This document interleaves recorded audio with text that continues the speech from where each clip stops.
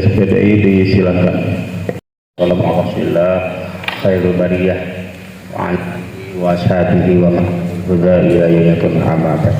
yang saya hormati rekan komisioner Panwaslu Kecamatan Tanjung Jaya, yang saya hormati sekalian Panwaslu Kecamatan beserta jajarannya.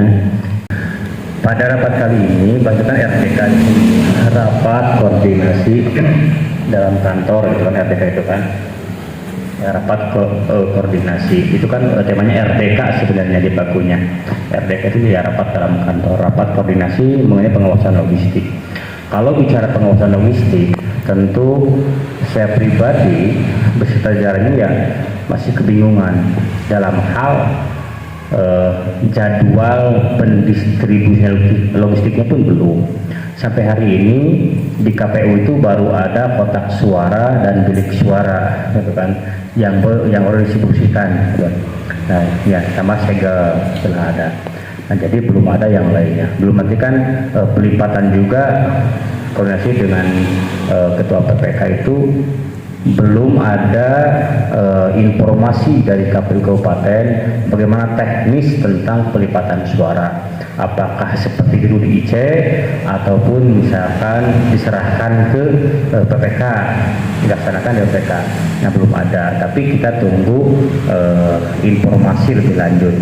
Kalau bicara deregulasi juga di PKPU 3 ya tahun 2023 mengenai tahapan dan jadwal, itu tidak ada di situ jadwal pendistribusian logistik, tidak ada.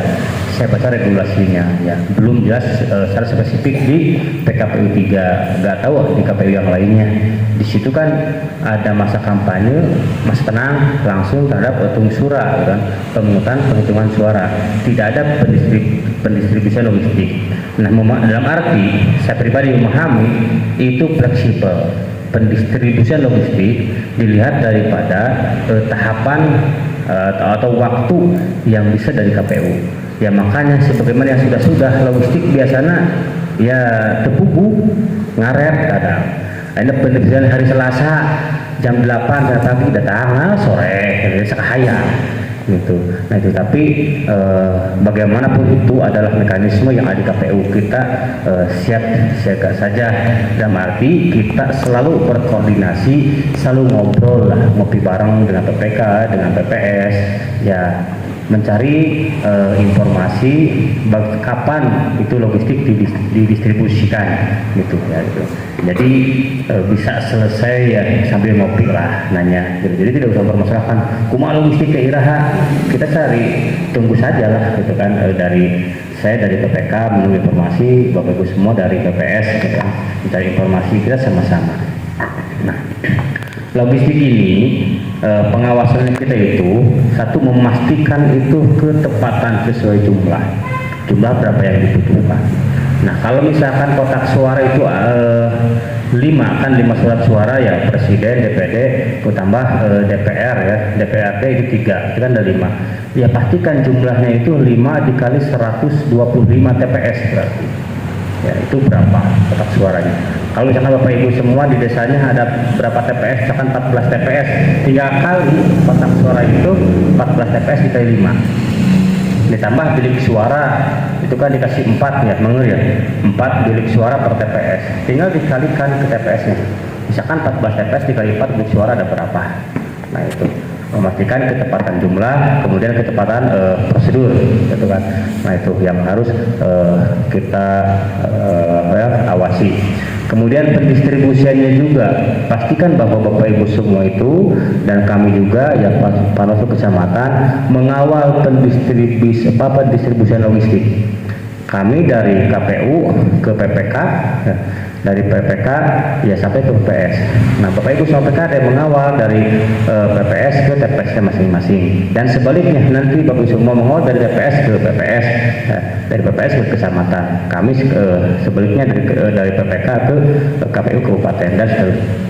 Nah, kenapa itu harus diawasi? Untuk memastikan bahwa logistik itu benar-benar sesuai dengan apa yang diatur dalam regulasi, untuk menghindari hal-hal yang tidak diinginkan. Untuk mumpung ini ada ketua PPK terkait masalah APK. APK itu kita Panwas dan PPK sebenarnya bingung, blunder dalam hal masalah adanya titik lokasi, tapi peserta pemilu memasangnya tidak di tempat titik lokasi. Dari KPU ke Panwas katanya, dari Bawaslu koordinasi ke PPK. Jadi kita sebagai Panwas dan PPK juga belum menemukan titik temu yang harus bagaimana. Panwas kalau menindak, belum ada regulasi dari Bawaslu, instruksi dari Bawaslu.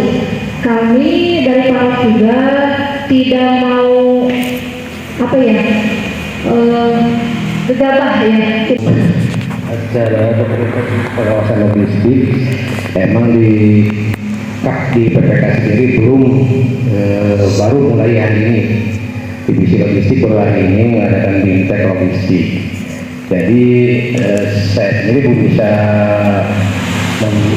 memberitahukan pola logistik apa aja yang sudah ada gitu ya. Kita tunggu tanggal mainnya aja kalau logistik.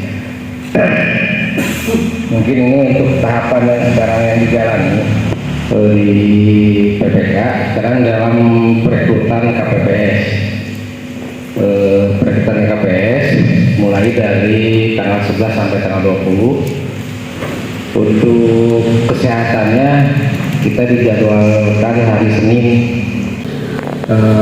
Untuk perekrutan KPPS baru dari total jumlah semuanya sekitar 800-an KPPS untuk Kecamatan Tanjung Jaya baru masuk sekitaran 150 orang yang daftar ke KPPS. Saya juga mengimbaukan kepada PPS ketika perekrutan KPPS tolong dicek sipolnya dulu sebelum masuk ke ngambil penerimaan berkas, dicek sipolnya dulu. Takutnya masuk ke sipol.